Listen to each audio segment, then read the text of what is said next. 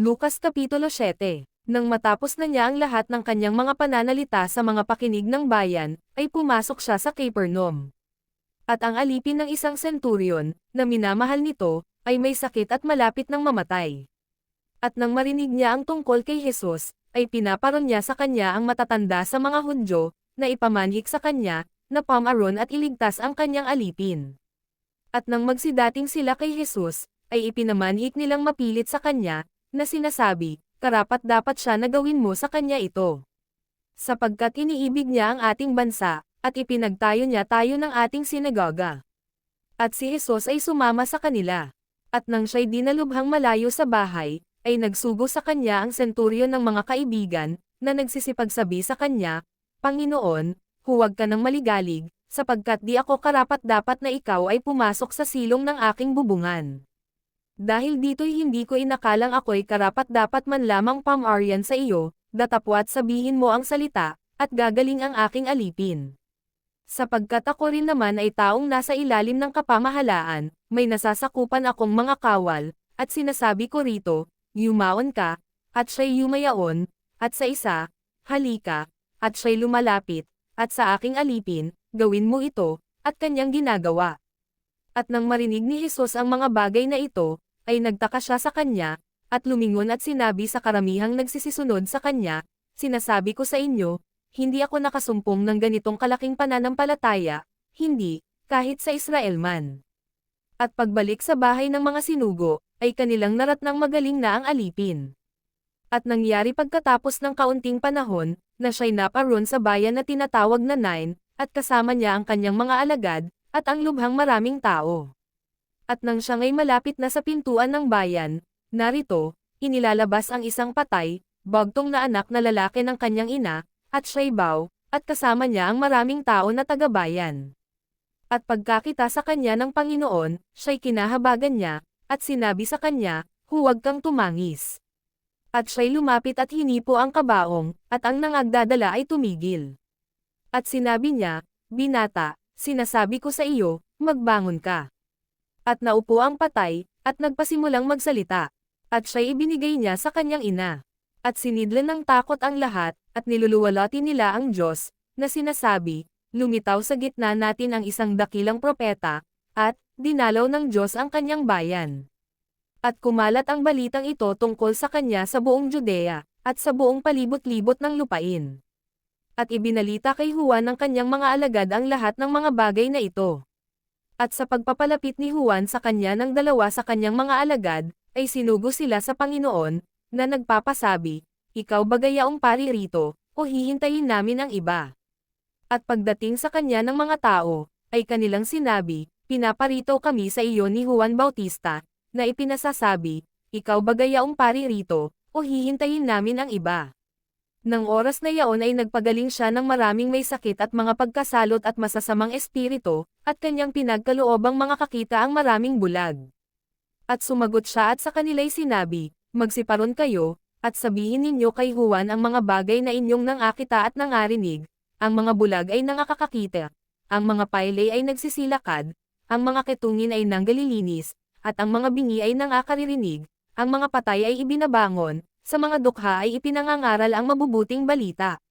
At mapalad ang sino mang hindi makasumpong ng anumang katitisuran sa akin.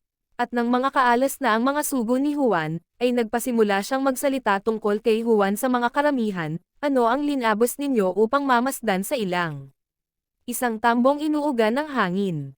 Datapwat ano ang linabos ninyo upang makita? Isang taong nararamtan ng mga damit na masiselang.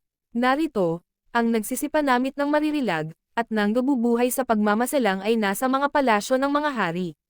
Datapwat ano ang linabos ninyo upang makita? Isa bagang propeta? Oo, sinasabi ko sa inyo, at higit pa sa isang propeta. Ito yaong tungkol sa kanya'y nasusulat, narito, sinusugo ko ang aking sugo sa unahan ng iyong mukha, na maghahanda ng iyong daan sa unahan mo. Sinasabi ko sa inyo, sa mga ipinanganak ng mga babae ay walang dakila kaysa kay Juan, gayon may ang lalong maliit sa kaharian ng Diyos ay lalong dakila kaysa kanya. At pagkarinig ng buong bayan, at ng mga maninangil ng buwis ay pinatotohanan ang Diyos, na nagsipagbautismo ng bautismo ni Juan.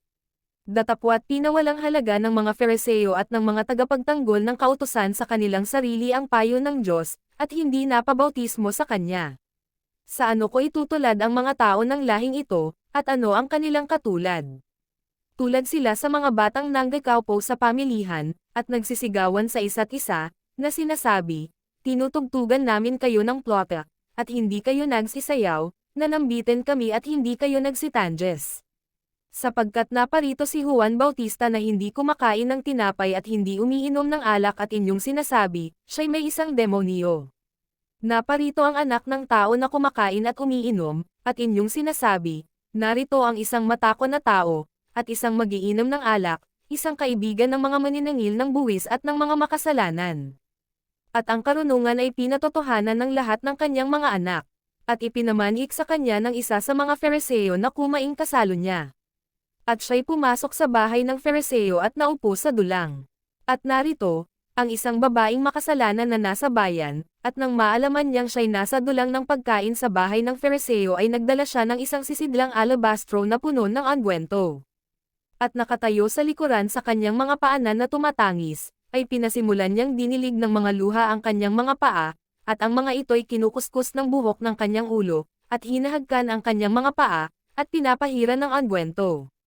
Nang makita nga ito ng Fariseo na sa kanya'y naganyaya, ay nagsalita sa kanyang sarili, na sinasabi, ang taong ito, kung siya'y isang propeta ay nakikilala niya kung sino at kung ano ang babaeng ito na sa kanya'y humihipo, na siya'y makasalanan. At pagsagot ni Jesus ay sinabi sa kanya, Simon, ako'y may isang bagay na sasabihin sa iyo. At sinabi niya, Guro, sabihin mo. Isang may pautang ay may dalawang may utang sa kanya, at ang isa'y may utang na 500 denaryo, at ang isa'y 50. Nang sila'y walang maibayad, ay kapwa pinatawad niya. Alin nga sa kanila ang lalong iibig sa kanya? Sumagot si Simon at sinabi, inaakala ko na yaong pinatawad niya ng lalong malaki. At sinabi niya sa kanya, matuwid ang pagkahatol mo.